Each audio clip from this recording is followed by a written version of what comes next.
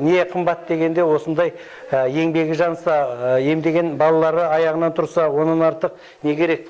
Қытайда білім алдық, елге келгеннен кейін осындай балаларға кішкентай болса да көмегіміз тиіп, коляскадан, креветтен құтқарып, осындай өздігінен жүріп тұратын, сөйлейтінге жеткізсек, осы кісілердің бір ауыз рахметі біздің еңбегіміздің жемісі.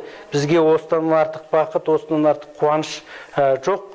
Осы балалардың жолын сіздерге де берсін, басқалар тезірек жүріп кетіп, алдағы жерде қоғамға, мемлекетке еңбек ететін мықты азаматтардан болуға ниеттеспін, тілектеспін. Ал енді бүгін енді қуанышты күн деп ойлаймын енді мен. Мына бүгін екінші рет келіп отырмыз, бірінші рет келгенде өстіп жүрген емес. Мына екінші рет келгенде мына көріп отырсыздар, балам кішкене 5-6 шаг жасап өздігінен өзі.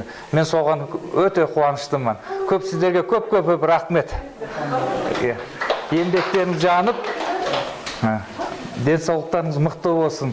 Мұнда түскен балықтарыңызға ем болсын, балықтар, еңбекте амандарға еңбектеп жүре алмайтындар жүріп кетсін. Соны ғана тілеймін сіздерге. Мақсат Шығыс клиникасына айтатын көп рахмет. Алғысым шексіз. Мақсат ағаға рахмет. Осындай қуанышқа жетіп жатырмыз біз. Екінші курс алып жатырмыз. Бірінші курс алғаннан кейін еңбектеп кетті балам өзі. Қазір екінші курс алып жүріп жатыр, міне сауын кесіп жатыр.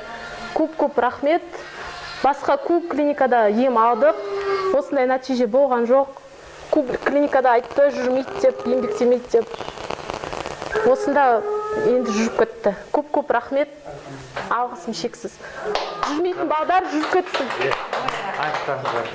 Ал енді бәріңіздің қуаныштарыңызға, құрақ ұшқаныңызға, мынандай керемет қазақтың болашағына деген құрақ ұшқаныңызға, ниет тілектеріңізге, адал жүректеріңізге, осындай шаттаныстарыңызға, мақтаныштарыңызға, бәріңіздің кеп осындай бір үлкен қуанышқа, орданың қуанышына бұрын соңды бола бермейтін ерекше бір елдің бәрін таң қалдырып, бірақ қанша еткенменде барлығы көз тілден аман болсын деген сондай бір ерекше мақтаныштарыңызға, шаттаныстарыңызға бәріне келіп қосылып отырғаннан кейін қазақтың үлкен бір дәстүрлі, қасиетті, қастерлі жолымен ата-бабадан келе жатқан осы арадағы бүкіл болашаққа үміттің көзімен қаратып, ертеңге үміт артқан осындай бір ерекше нұрлы жолымен бәріміз енді осындай кішкентай сәбидің, осындай қазақтың болашақ кереметтей қарлығаш қыздарының тұсауын кесуге кезек берейік. Ал енді олай болса, әрине бүгін мына қыздың ата-анасы және үй іштері барлығы қуанып, өзінің ордасы, үлкен өлкесі қуанып, міне бүгін осы емханаға алғысын айтып, және осы емхананың басшысы, және осы жобаның үлкен бір ұйымдастырушысы, осының бір кілтін ұстап отырған, сондай бір әлгі білгір маман, қазақтың бір ерекше жолбасшысы, біздің Мақсат осы туысқанымызға тұсауын кестірмек. Ал енді кезек өзіңіз тұсауын кесе болсаңыз, жіппен аяғын байлап, ала жіппен, ешкімнің ала жібін аттамасын деп. Иә. Байла көрген. Жаңа қайсылығы бар ма? Ал енді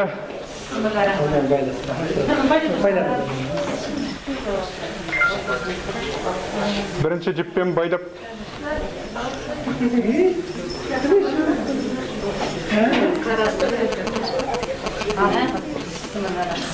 Ал енді бәріңіз қаттырақ қол салып қошемет көрсетіңіздер. Қаттырақ қол соқыңыздар.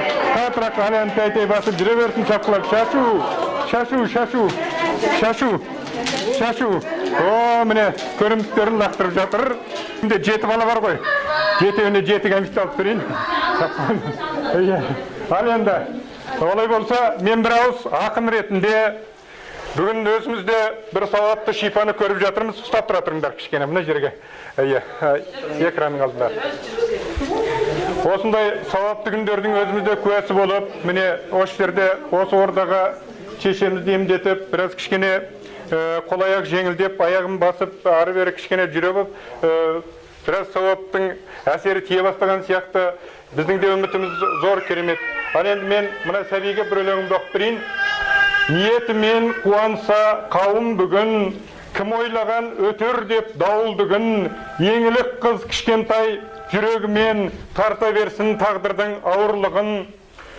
Қуанышы қалқымның бүгін басым, қатал тағдыр ұрпаққа ұрынбасын, тұсауыңды кескесін тоқтамастан, армандардың көгіне зырылдасын.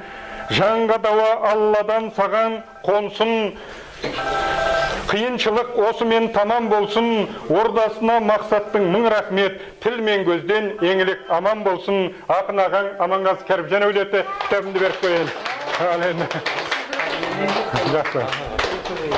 Ал енді барлықтарыңыздың балаларыңыз осылай жүріп кетсін деген ниетіміз бар. Мен өте қатты қуаныштымын. Мақсат Шығыс клиникасының ұжымдарына, Мақсат ағайға үлкен алғысымды білдірем. Еңбектеріне жеміс, жұмыстарына табыс тілеймін. Осы алтын ұя үлкен болып өркендеп, осы барлық ата-аналар, барлық осы қазақ халқының қуанышы болып жүре берсін. Бұл да біздің бір жаңағы үйіміз сияқты. Келе бергіміз келіп тұрады. Әр ай сайын, әр курс сайын бір жақсы жаңалық болғанға не жетсін. Сол үлкен алғысымды білдіремін. Біздің Тепшібай Мирас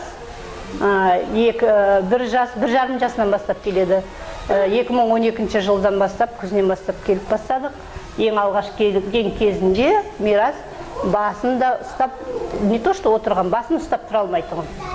Содан бірінші курс алғанымызда басын ұстады. Одан кейін отырды, еңбектеді, жүрді. Алла қаласа міне қазір жүріп жүр уже. Осы біз 5-ші курс алып жатқанымыз емден. Жағдайы жақсы, бір қалыпты. Аздап әр сөздің басында айтайын деп қалды қазіргі кезде. Биылғы осы курстан кейін толық жүріп кетеді деген ойдамыз. Үйде өз бетінше бөлмелерді еңбектеп толық аралайды, бірақ қолынан или арқасынан ұстамайынша жүрмейді, өз бетінше қорқақтайды бөлмелердің арасынан толық аралағанға. Бірақ балалармен ойнаған уақытта солардың артынан біреуміз ұстап жүрсек, солардың артынан өзі жүрген сияқты толық ойнап кетеді. Полноценный балалар ұқсап толығымен ойнайды. Балалармен бірге түсініседі, балалар бұның айтқанын түсінеді. Амдап болса да өзінің деген толық түсіндіре алады. Развитиесі, мынандай қабілеті өз жасындағы балаларға толық жетіп тұрсай.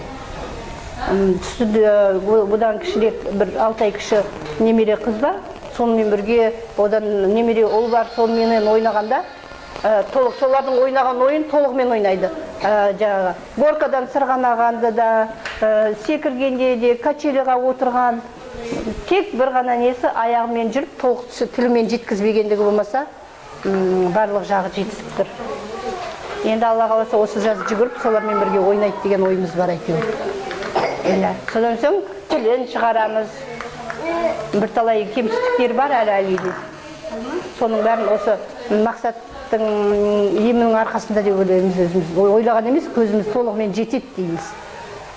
Жүрген жеріміздің бәрінде Мақсаттың емінің осы арқасында осындайға жеткендігімізді, даже туған туысқандарымыздың өзі көпшілігі әр курс өтіп барған сайын туысқандарымыз толық көріп, осы жолы қандай өзгеріспен келдіңіздер деп байқап отырады. Мына бірнеше күн болды, бұл бұрын істемеген іс еді. Бұрын сағызды бірдеңкені шайнағанды білмей соратын тілмен. Қазір тіспен шайнағанды үйреніп жүр. Толық шайнағанды білмейді. Шайнау керек екен тіспен, бетіп тістеп шайнаса болатынын түсініп жүрші. Сағызды шайнағанды үйреніп жүр, балаларға ілесіп. Әр нәрсеге талпынып жатыр да, игеріп кетсем деген өзінің ниетіменен. Пасаттак. Парасат. Пасат. Тұрғын кім? Адам. Нешедесін? Пас. Жоқ, нешедесін? 5-те. 5. Тағы не айта аласың? Айтша камераға қарап. Камера. Ол камера. Интернет па, телевизор көресің ма? Тоже. Компьютер деш? Пакуя. Интернет. Телефон. Телефон. Телефон. Телефон. Маманың аты кім? Гүлжанна. Гүлжанна. Енді былай. Мына мен баламыз жасы 5-те. Біз деген жазда 1-ші курсқа келдік августте. Сол кезде осы мамадан басқа сөзіміз болған жоқ. Мамасы болды, папасы болды. Басқа сөздеріміз болған жоқ. Осы бір 7 күннің курс алып кеттік. 15 күнде алған жоқпыз.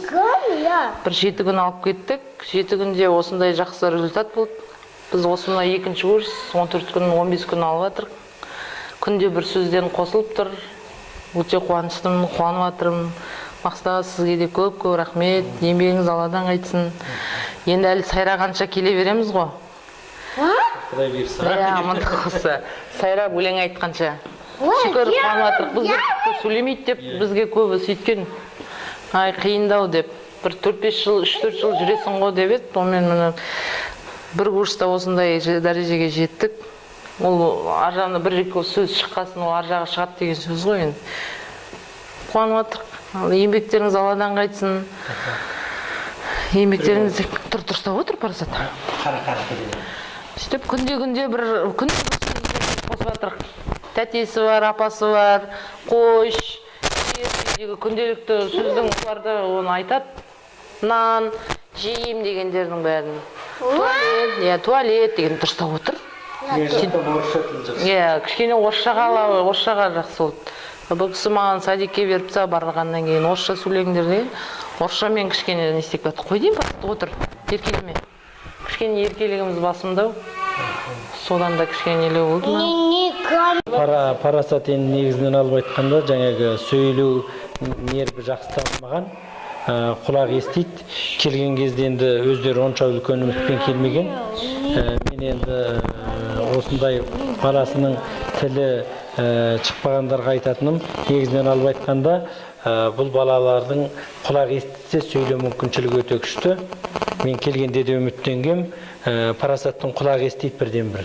Оның кейін ақылды бала келгенде тек папа маман сөйлейтін, әзір 20-30 ауыз сөз сөйлейтін болды. Бұл балаларға орта керек. Мен 1-ші курстан бітіріп кеткеннен айтқам, садикке беру керек деп. Садикте орыс балалар көп екен. Сонымен қайтып келгенде негізі жақтан орысша сөздерді көп сөйлей бастады. Әзір бұл жердегі келгеннен кейін де күніне сөздерді қосып, әзір өзінің атында Парасат деп айтылатын болды. Мен енді Парасатқа тілінің тіптерде шығып жақсы болып кетуін тілеймін. Алдағы жерде сөздерді құрап сөйлеуге үйрету керек. Алдағы жерде енді бұл балаға логопед керек, логопед жұмыс істеу керек, ортасы болу керек, садикке жалғасты беру керек. Жалпы ата-аналардың балаларына денсаулық тілеймін. Егер тілі шықпаған осындай балалар болса, жаңағы дәстүрлі медицина айтады, бұл бала ой болды, енді сөйлемейді, осы өмір бақи сақау болып қалады дегендей керанау жаңағындай бір селқос ата-аналарға бір жаңа емдеу жолдары жоқ деп айтқаннан кейін ата-аналар да бұндай емдеу әдістерін ізденіп қарамайды. Мен айтар едім, енді осындай балалар болса, кім болуынан қатты назар емделсе результат болады. Бұл балаға негізінен емдегендегі біздің әдісіміз инемен емдеу, басы, мойын төңірегіне точный массаж жасадық, шөп дәрі бердік. Оның кейін бізде миды емдеу аппараты бар. Центральный нервті емдейді. Сол арқылы сөйлеу нервін тісіркендіріп емдеу жатырмыз. Емдеу нәтижесі жаман емес, біз ойлағаннан да жақсы. Құдай бұйырса алдыда Парасат тақпақ айтады, Парасат ән айтады. Парасат біздің бәрімізге өзінің ойындағысын толық жеткізеді деп ойлаймын. Парасатқа үлкен денсаулық тілеймін. Алдағы жерде ауырмаңыздар. Елге барғаннан кейін де жалғасты логопедке апарып, жалғасты үйдеріңізде үлкен адамдай сөйлеу керек. Үлкен адамдай жаңағыдай жұмсамау керек, ымдамау керек. Сіздер болып, біз болып жұмыс істесек, бала жаман болмайды деп ойлаймын. Денсаулық тілеймін. Парасаттың алдында әр жол келгенде осылай видеосын түсіріп отырамыз. Нәтижесін алдыда көретін боласыздар.